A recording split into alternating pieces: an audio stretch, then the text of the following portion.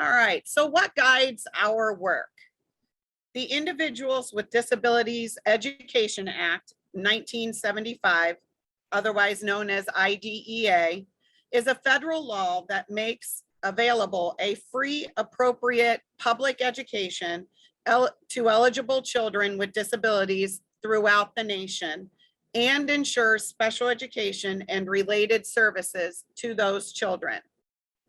The IDEA is based upon the tenet that children with disabilities receive what they need, equity, to access the general education.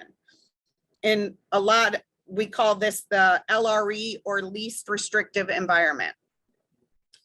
We also look to the Ohio operating standards for the education of students with disabilities to guide our work. If you are interested in that, this is a live link to that, to the Ohio operating standards. And lastly, we identify best practices for the education of students with disabilities.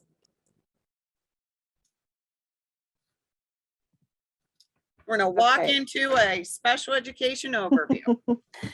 Yes, and you know, guys, stop me if I go too fast. We're trying to make this kind of as robust as possible, but without bogging you down with, you know, some of the details that you don't necessarily need with your jobs.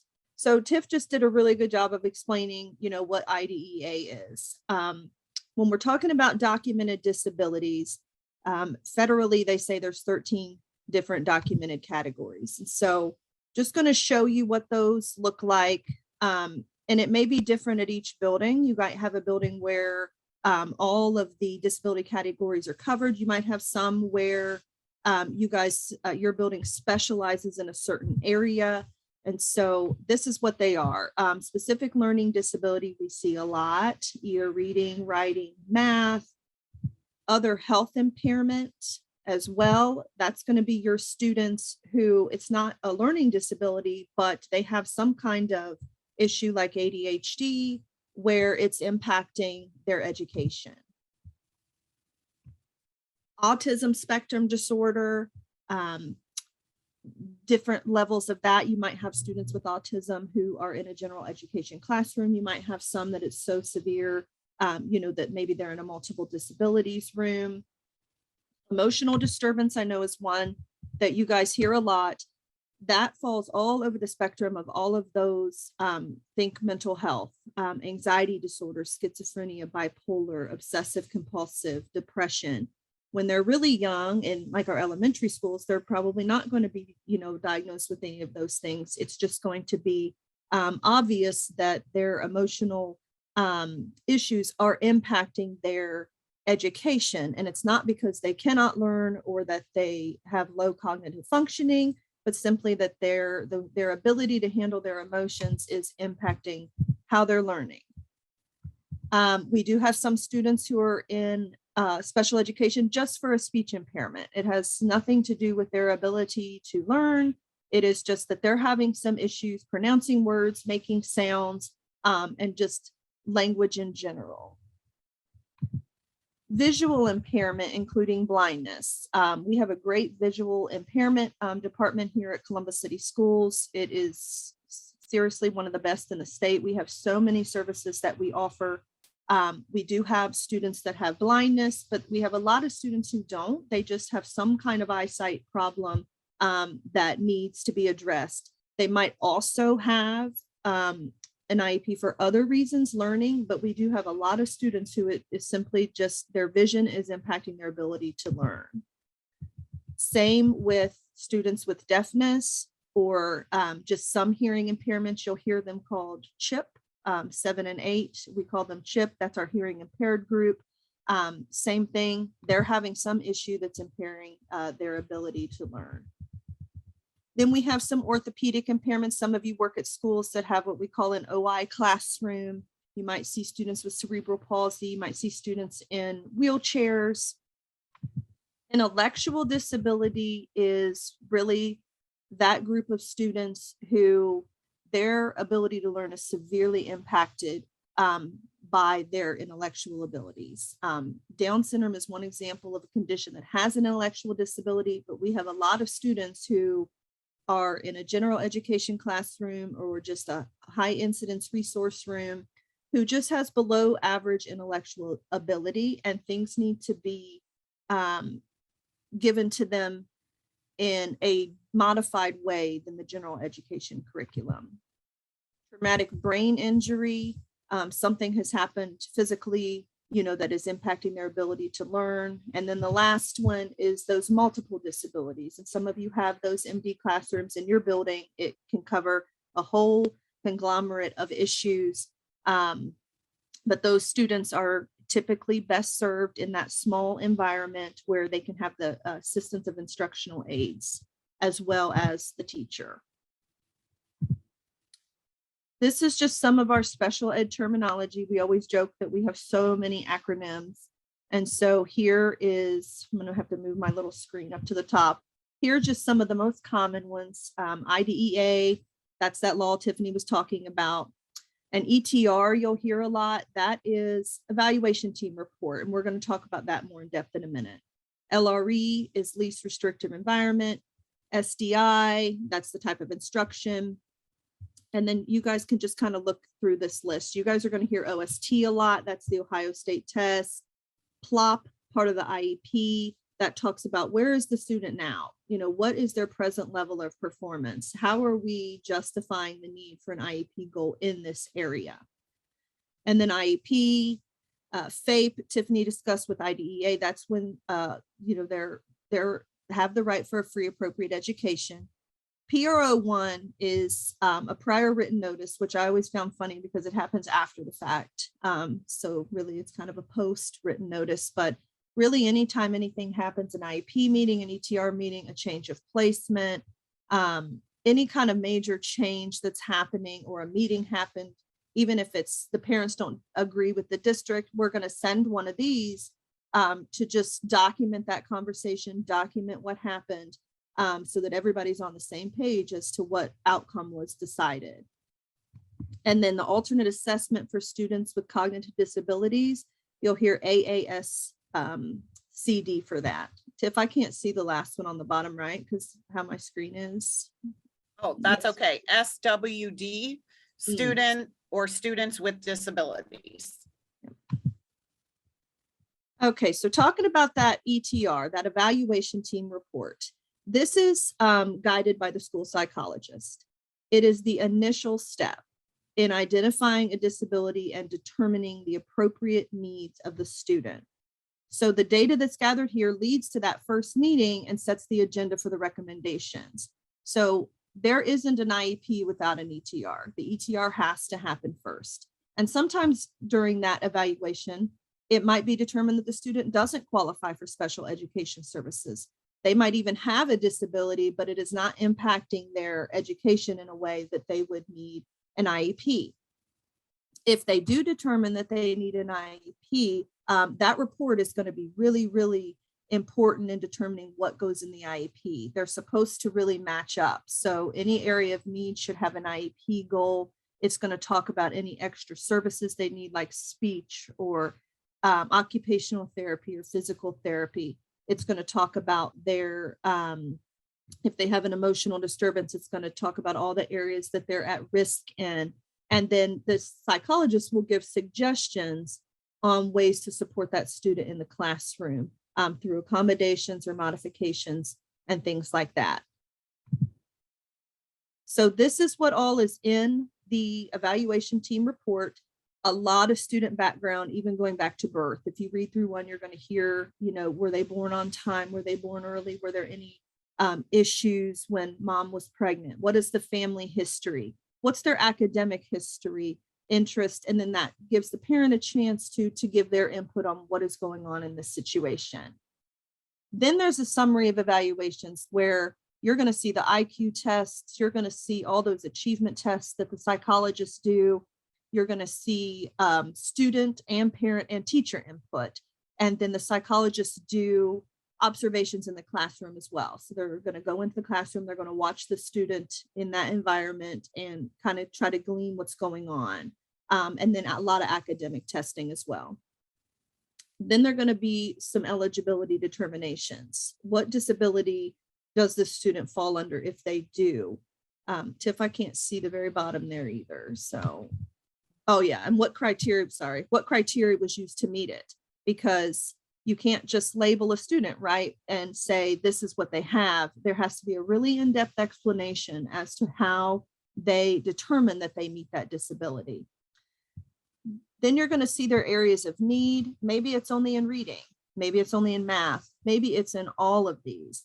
When you see executive functioning, think about the student's ability to organize, to plan, to follow directions, some of those things that aren't necessarily academic, but hugely impact, academics.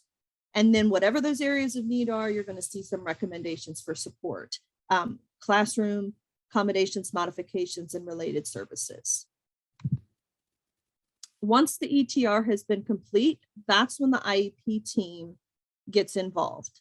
And the IEP, it's really important to know, is a written legal document that outlines the instruction, supports, and services, hopefully so that the student makes progress.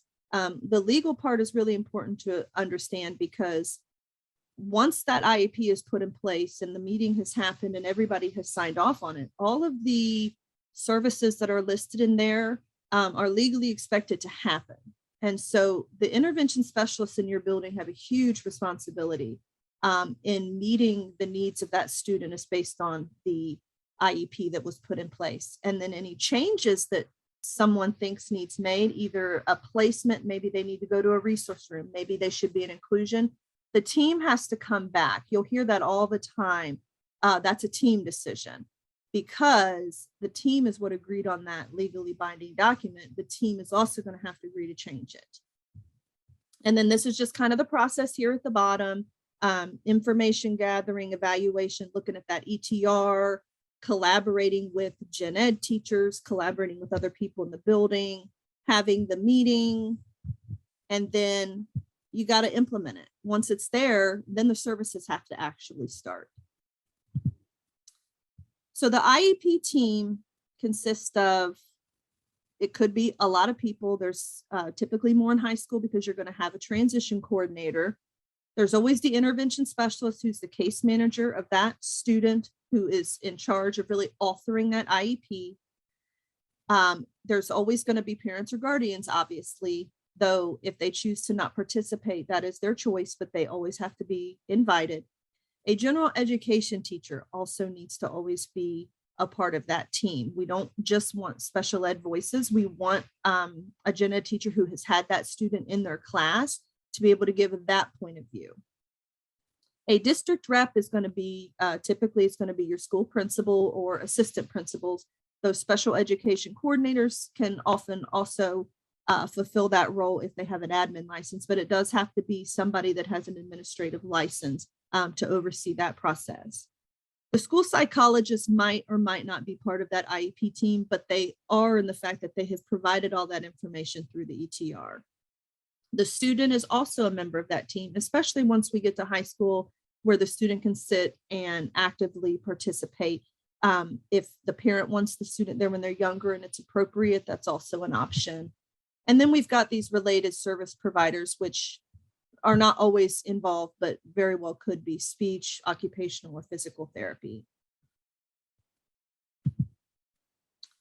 All right, I know that you guys, part of your job, at least in buildings that I have been in, is finding teacher coverage for IEP meetings. And I know that's frustrating. And sometimes it's just a balancing act, especially this year, because we've had so many staffing issues that a lot of times we have teachers covering, other classes and things. In order for the meeting to meet the ODE compliance regulations, there must be the intervention specialist, that district rep, and a general ed teacher at the meeting. Without that, it's not a compliant meeting. The parents have to also be invited. They can opt not to attend, but they have to at least have been invited. Typically, I know in your buildings, you're probably in charge of finding a place, someone to cover that class so that gen ed teacher can come. And, Tiffany and I were talking, what's the best way to kind of guide you guys in this area. But really, we just came up with the word communication, because communicating with your principals and communicating with your teams, because yes, you're responsible maybe for finding coverage, but it's the gen ed teacher's responsibility to come. And we know that sometimes that's not always the case, that you arrange coverage and then that IEP team doesn't come together as it's supposed to. And so those are the kind of things that you would need to be communicating with your principals. Hey, I'm finding coverage, they're not showing up, which is a huge red flag. We need those teachers at the meetings, and we need them to be able to feel like they have space to come to those meetings, that somebody's going to be watching their class. Do you have anything to add there, Tiff? Sorry, I was trying to find the unmute. No, and yes, I think that it's important to note that the general education teacher that attends the meeting, if they do not have that child in class, but they know the grade level content that the child is in. So we do have some resource rooms, maybe for our students in low incidence, who may not be in a general education classroom for any period of time.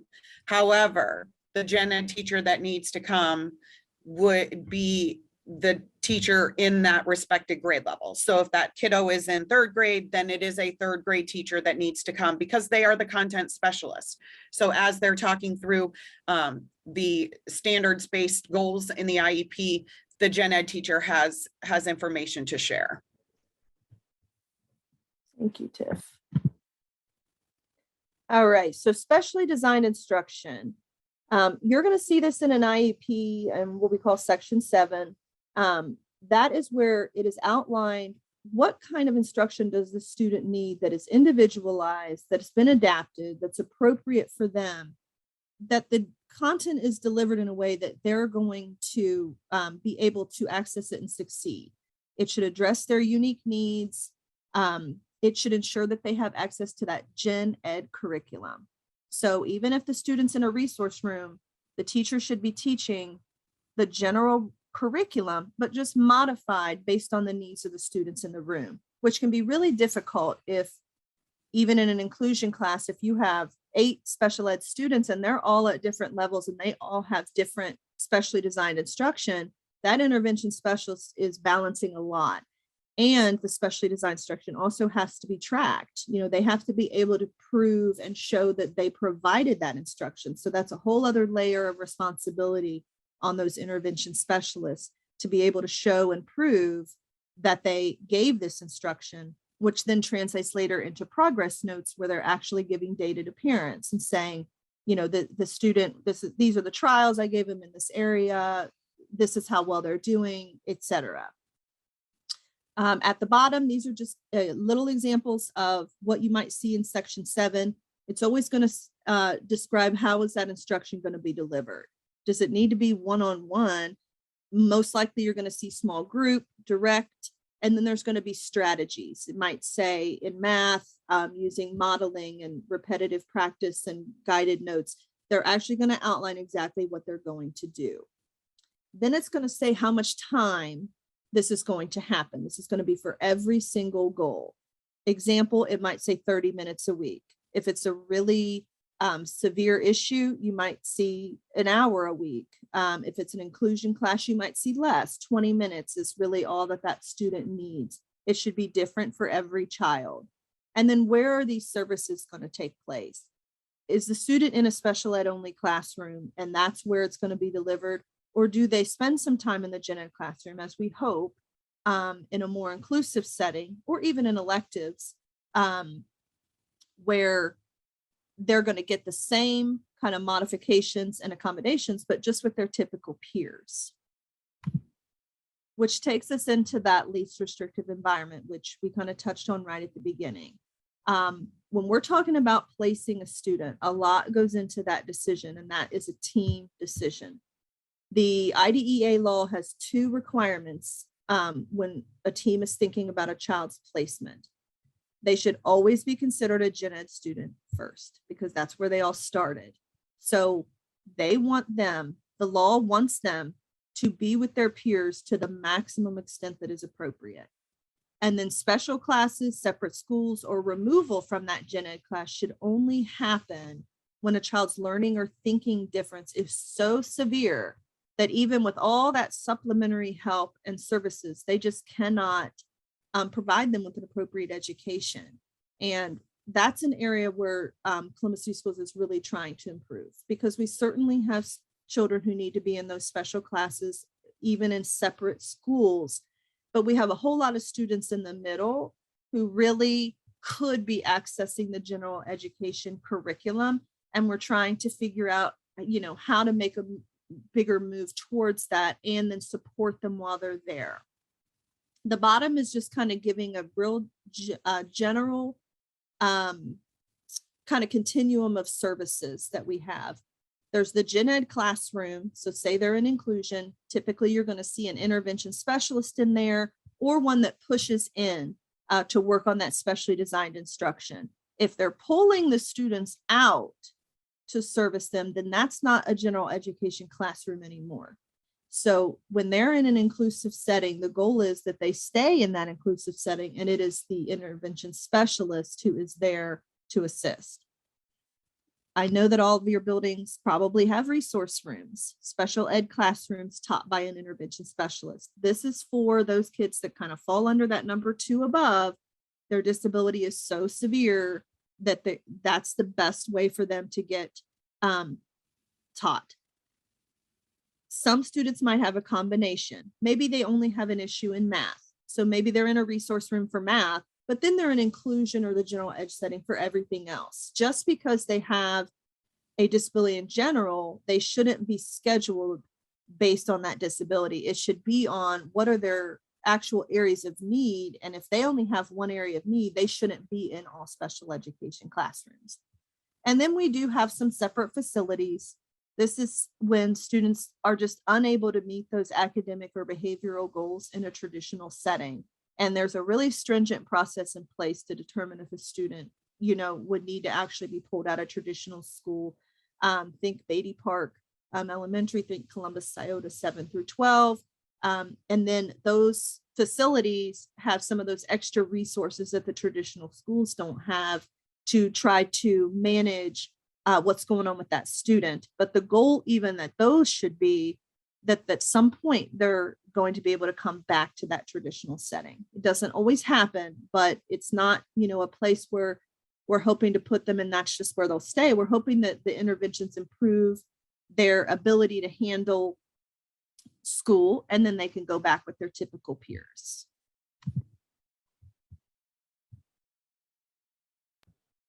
Thanks, Lindy. Okay, so we're going to move into Infinite Campus. So what are some of the look fors within Infinite Campus? I do want to say that these are all screenshots.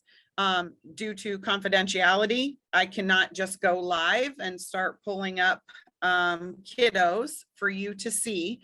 So their names are all hidden here. So at the top, you will see numerous flags. There is a flag that identifies that a student has an IEP, and then there is a flag for transportation if transportation applies. So I've highlighted what you will see for the transportation flag, and then I've added that section from the IEP here. Transportation as a related service is section 8 in the IEP, and there are numerous options that fall under that. One of the services that you may see most often is closest public access. It used to be, if you've been with the district for a while, we used to call that curb to curb. Our parents get a little bit confused about this, because closest public access does not mean at the end of your driveway. It is the closest crossroads to the house. with that being said, our buses will not go into an apartment complex. So we tend to field a lot of calls from parents that say, you know, I live in an apartment complex. I'm at the very end of that. It's still too far for my child to walk, but it is not safe for our buses to go in. So that is one that you will see quite a bit. There is closest public access with a harness. That is really our safety vest. We see that in a lot of little people, fairly young. Our preschool kiddos will have that. Some of our older students may have that if they have difficulty staying in their seat, or just need some more restriction. We do have special care. Special care is when an adult has to be there for the child to get on the bus and off the bus. That again is typically done for our students who are younger or have significant cognitive disabilities, that if somebody is not there to meet them off the bus, they may wander and not make it up to the house. There are medical flags in here that if our kids have some medical things, oxygen, maybe they need a nurse on the bus. And then there is an aid on here. This tends to get checked more often than it should. So this is a service that if a child needs a one-on-one on the bus due to behavior, due to medical issues, it does not mean necessarily that they ride the bus with an aid. Most of our buses that take our most significant cognitive disability students to and from school do have an aid on the bus, but it's not, they are not assigned to one specific child. So this is where you can find the transportation services for our kids. Oh, and we just did that. All right. You know what, you did that without the prompt. I know. You know, great. Okay, so student has an IEP. When you are logged into Infinite Campus, you can access the student's IEP at a glance, the most recent IEP, and the most recent ETR. So when you are under index, if you open up the student information and then the special education drop down, that is where you will find this information. The IEP at a glance is given to general education teachers. It is our job as intervention specialists to make sure that the general education teacher is aware of the goals for any student that they may have in their class. The IEP at a glance only shows sections 5, which is a transition plan if the student is turning 14 or older. Section 6, which are the goals, academic goals. Section 7, which is the specially designed instruction and accommodations. And then section 8, which is that transportation. When you click on IEP at a glance, it should open it up right away.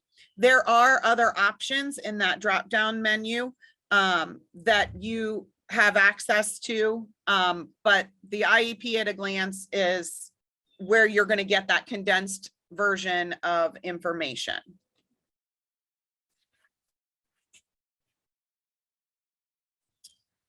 Okay. You also have access again to the full IEP document. For you in the school office, the sections that I find to be the most relevant are Section 7, which is the related services. So again, who is all working with this kiddo? Do they see a speech language pathologist? Is there an occupational therapist involved or a physical therapist? Looking at Section 8 for that transportation. And Section 11 is where you will find the least restrictive environment statement, and that would help with scheduling. There may be times where if a record request has been sent and you are looking to send records, when you look at this drop down, one of the things that we in Columbus City Schools look for, and I know that other school districts are looking for, is a signed IEP. So if you are in this IEP and you notice that there are not signatures on that, please reach out to your special education coordinator to have them look into where you can access a signature page. But this IEP is the entire document from the IEP meeting that was decided upon. All right, you can also access the evaluation team report through Infinite Campus. At times, it might be important to be able to pull this up. Again, I've highlighted the full ETR. This is where you should be able to find those signatures. If the ETR comes up without signatures, you may need to hit the full ETR, which means that it has actually been scanned and uploaded into IEP Anywhere. These documents, Infinite Campus and IEP Anywhere, sync every night. So all of the documents in Infinite Campus should be the most recent. If you need to go back and look for previous IEPs or previous ETRs, that would be something that you would need to reach out to your special education coordinator, your building coordinator, to get that information.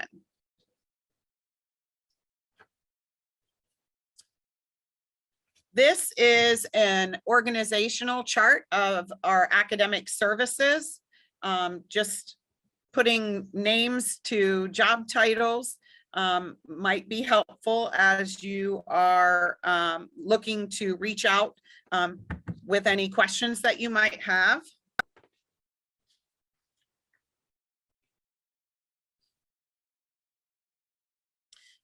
Here are the resources that we were talking about that we have for you. There are special education classrooms around Columbus City Schools. So Lindy, do you want to click on this? We'll just go through them. So if you have parents that are looking for schools here, I know, right? This lists our schools and what types of special education services are available at those different buildings, broken up by regions. You want to go to the next? Yeah, I'm trying to. Oops, my goodness, I'm sorry. Nope, you're good. I got to get it out of present mode. Okay. We've got your special education coordinators listed here, as well as the behavior specialists that are assigned to the different regions.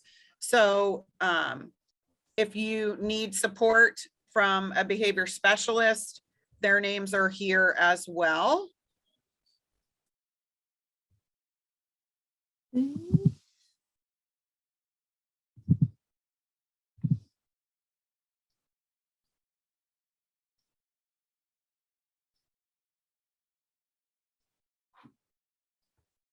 We've added the school psychologist, so that will work within your buildings and some of their areas of expertise. that they may support the entire district with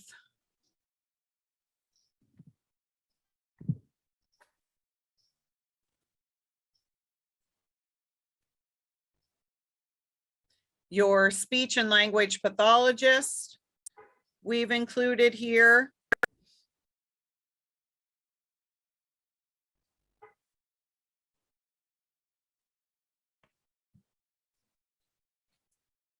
The occupational and physical therapist. Oh, that's the speech and language again.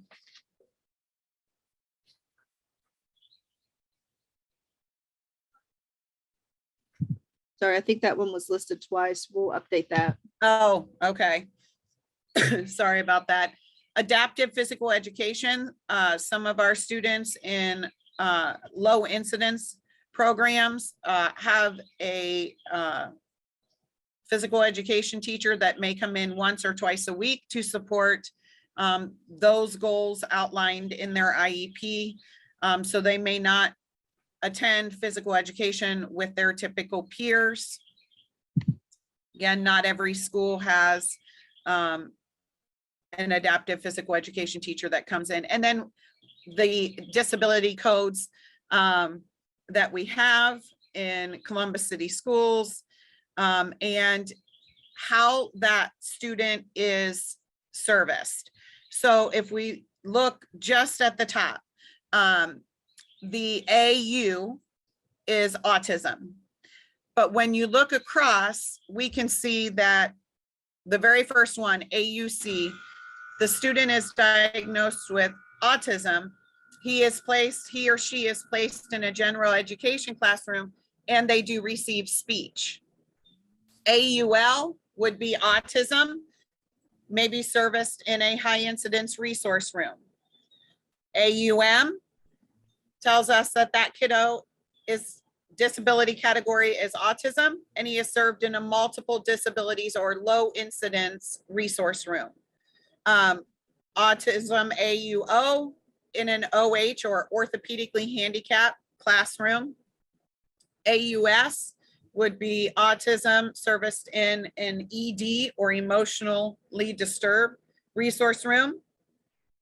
And then we would have AUU, which would tell us that second U tells us that he or she is serviced by the high incidence tutor.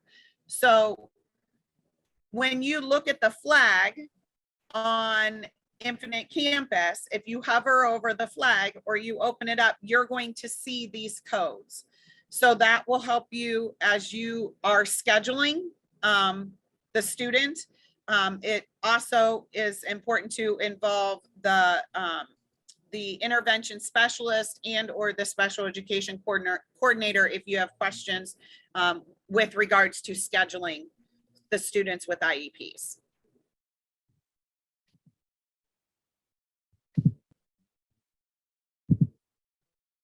This is just All right, our so here- team's, sorry, I was just Oh, go ahead. jumping in. This is just our team's contact information. Our supervisor's Courtney Revels Turner. She supervises the special education curriculum and testing. You know, Tiffany and I, and then we have another partner, Donna Wright, who focuses on the elementary academics portion. And she's our literacy specialist. And some of you may have met Donna just from her popping in your buildings. And then this is the department contact information for the secretaries in our department. So Rosemary is high incidence elementary, Satisha is low incidence, Margot visually impaired, Carolyn high incidence secretary, Leah focuses on those students with an emotional disturbance, and Nicole works with the CHIP team for the hearing impaired.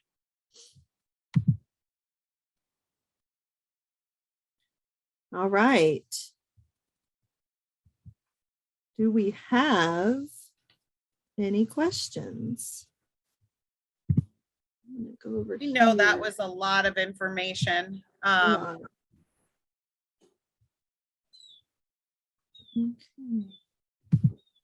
Trying to find my chat to see if there's any questions we missed in there. There we go. So one of the things we had sent to the secretaries in our department, you know, any pieces of advice or any questions that they received, you know, on a more regular basis. And what came back to us was that when a new student's enrollment is not an Infinite Campus, please reach out to the special education office prior to sending a family home. So they've gone through the process. Their enrollment might not be updated, but our department would know where they should be. So please make sure that if you have any questions that you are reaching out to the special education office.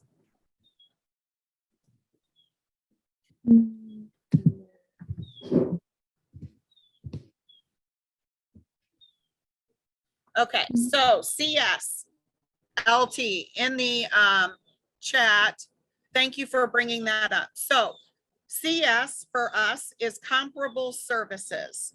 So what that means is a family came in to enroll their student and they let the office know that that student has an IEP.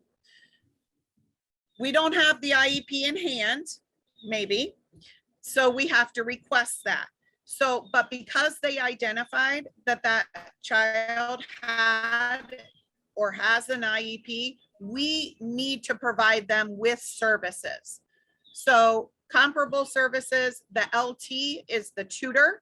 So while we are waiting on that paperwork to come and the ETR and IEP to be accepted by our team that works down at Central Enrollment, we cannot withhold services. So that CS just means comparable services. Once that IEP is accepted, then that CS will fall off of that. Hopefully that answered your question. Any other questions?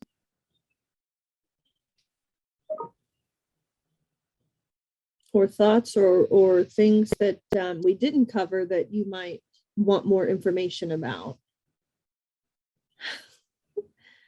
Mackenzie.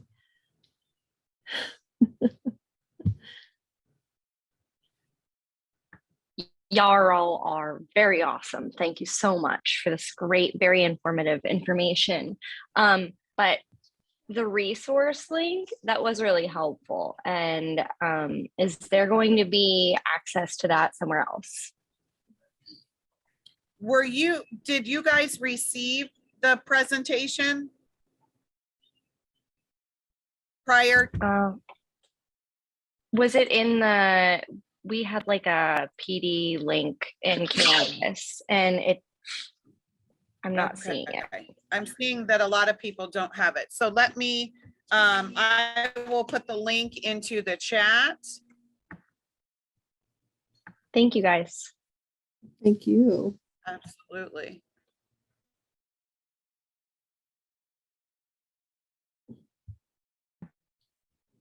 And I'm going to put in the chat just a little survey for you guys to give us some feedback. This is our first time presenting to your group and give you a chance to, you know, let us know how beneficial it was, other things that we could focus on, etc. So I'm going to put that link in the chat as well. I'll title it so we don't get them confused with the one Tiffany just put in there.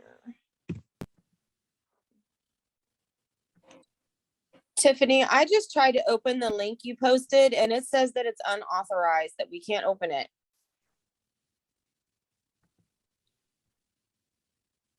Well, it says anyone with Columbus City Schools. Let's try this one. I apologize.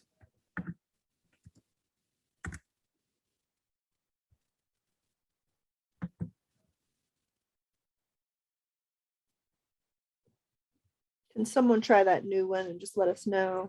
Okay. Maybe it's perfect. because I'm on my iPhone that I can't do it, but it won't That's let me do probably it. it. So And can you email it it's, to us? Can I email it to you? We Yeah, can talk to Lydia, Tiffany, and, make sure that they get the link, because she's got the link as well. Yeah. okay, thank you. Make sure that you're logged into your Google account with your CCS Right. information. That may help as well.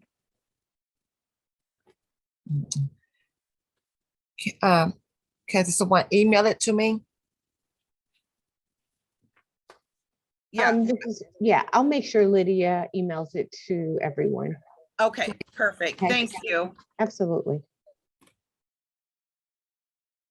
Okay, so some people are able to and some are not. Right.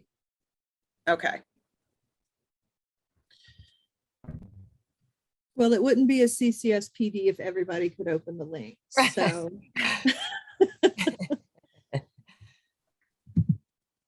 okay. And did you put the feedback link in? I did, but I can do it again just in case it got lost in there. Okay. Well, thank you guys for your time this morning. If nobody has any questions, then you are free to go. Lindy and I can hang on for a few minutes in case there are any questions that may not be for the whole group. But again, thank you.